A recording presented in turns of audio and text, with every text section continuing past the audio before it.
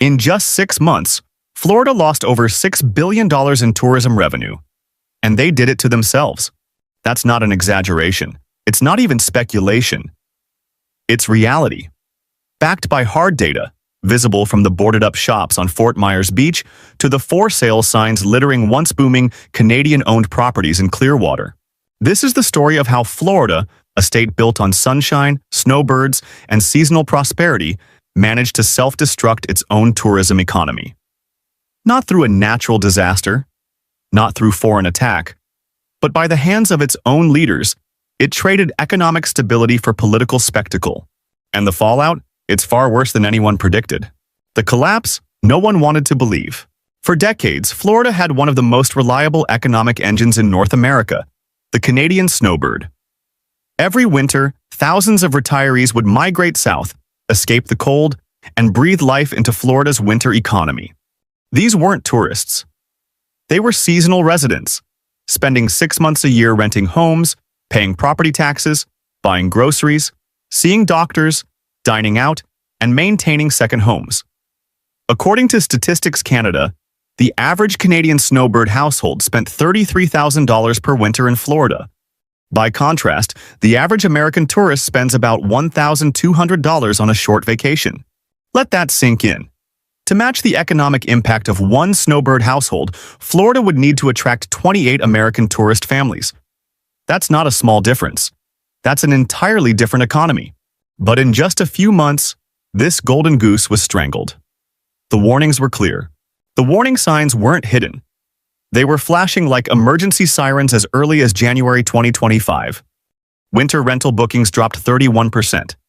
Canadian real estate searches plummeted 45%. Flights from Canada to Florida fell by 38%. Anyone looking at those numbers could see the economic storm coming. It was immediate, it was measurable, and it was dangerous. But instead of acting, Florida's politicians brushed it off.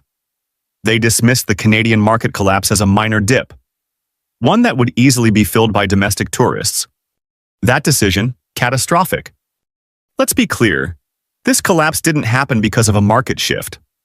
It wasn't just inflation or interest rates or the Canadian dollar. It was policy-driven. It was a deliberate choice by Florida's leaders to alienate and antagonize one of their most valuable economic contributors. First, the federal government lit the match. Tariffs, trade wars, rhetoric about making Canada the 51st state. President Trump raised tariffs to 35%, targeting products from one of America's oldest trading partners. The goal? To look strong, to project dominance. The cost? Billions in economic fallout, starting with air travel between Canada and Florida, which dropped sharply. Then Florida took that match and poured gasoline on it. A hostile welcome. Instead of de-escalating, state-level politicians doubled down with policies that directly attacked the snowbird community. New regulations required Canadian visitors staying more than 30 days to register with U.S. authorities, including background checks and fingerprints, a move that shattered decades of seamless cross-border travel tradition. Senate Bill 2164 restricted foreign ownership of real estate under the guise of national security. Though it didn't specifically name Canadians, the message was clear. You're no longer welcome here. And it worked, just not in the way politicians had hoped. Canadians began selling off Florida properties en masse. Real estate agents from Fort Lauderdale to Sarasota reported record-high listings from Canadians, with one agency saying listings went from 2 or 4 per quarter to as many as 18. And this isn't a temporary protest. This is permanent capital flight. Real people, real consequences. For politicians in Tallahassee, this was an ideological win. They projected toughness, nationalism, and control. But for everyday Floridians, the ones who rely on those snowbird dollars to pay rent, keep their businesses open, or just put food on the table, it's been a nightmare. Local businesses in tourism-heavy cities like Clearwater and Naples are reporting 30 to 50% revenue declines. According to the South Florida Business Journal, some businesses saw revenue collapse by up to 70% in February 2025, the very heart of tourist season. Service workers, waitstaff, bartenders, cleaners, are seeing hours cut, jobs lost, and wages shrink. One doctor at a local clinic shared that he used to see 30-plus Canadian patients a week. Now, less than 10. It doesn't stop at businesses. It goes right to the heart of public finance. The domino effect hits local government. Florida's municipalities rely heavily on property taxes, especially in coastal areas where snowbirds own large portions of real estate. As Canadians sell off, those properties are either sitting empty or plummeting in value.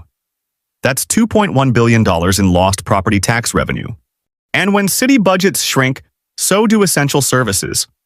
Fire departments delay equipment upgrades. Police forces freeze hiring. Schools cut programs.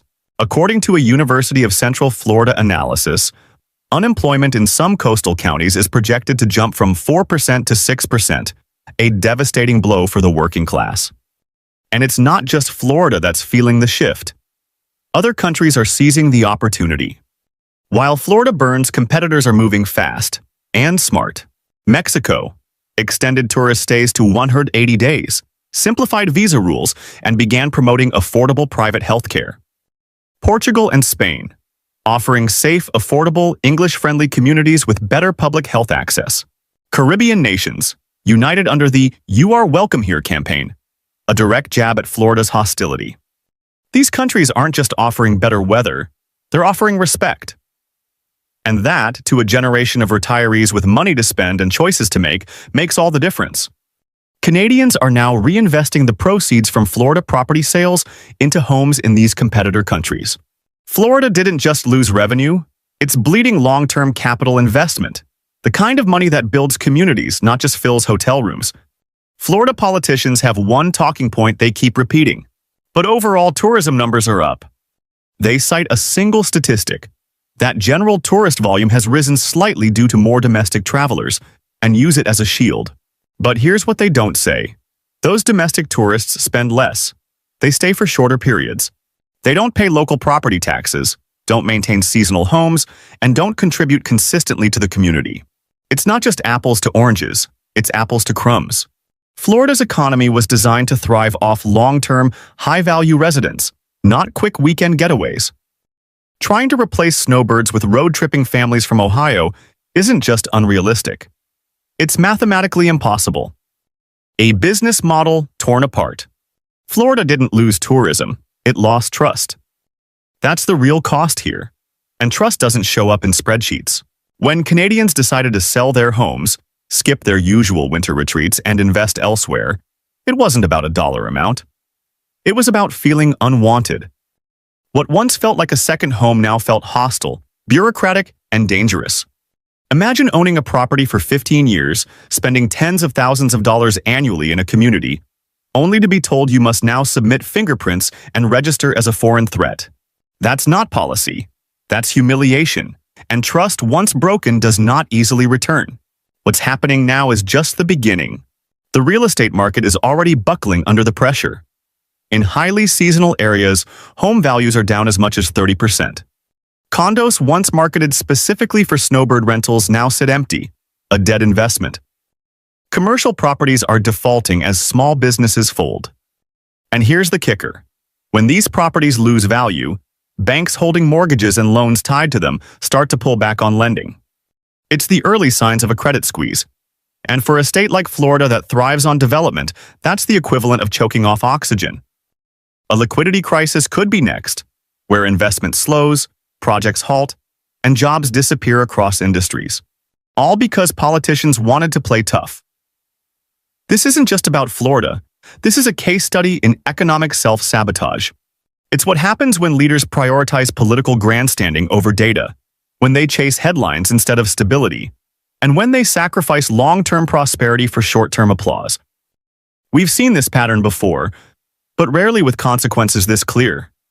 A $6.6 billion market is gone. Thousands of jobs impacted.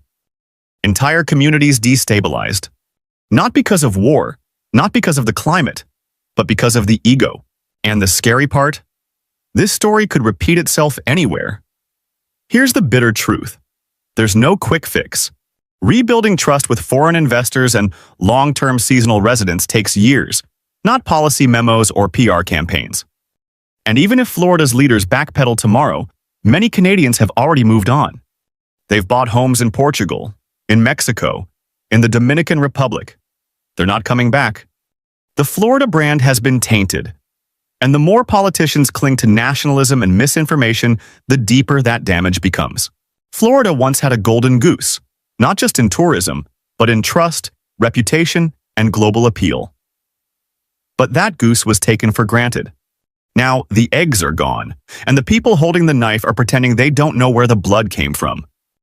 This isn't just a cautionary tale.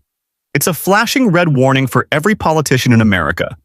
You can't insult your customers, devalue your residents, and weaponize policy, and expect your economy to survive unscathed. Because in the end, ideology doesn't pay the bills. People do. If you found this video eye-opening, there's something else you need to know. This entire collapse? It didn't have to happen. It was warned about, loudly, repeatedly. But politics won. If this kind of breakdown is the content you want more of, hit like and consider subscribing. I cover the stories other channels won't touch, backed by data,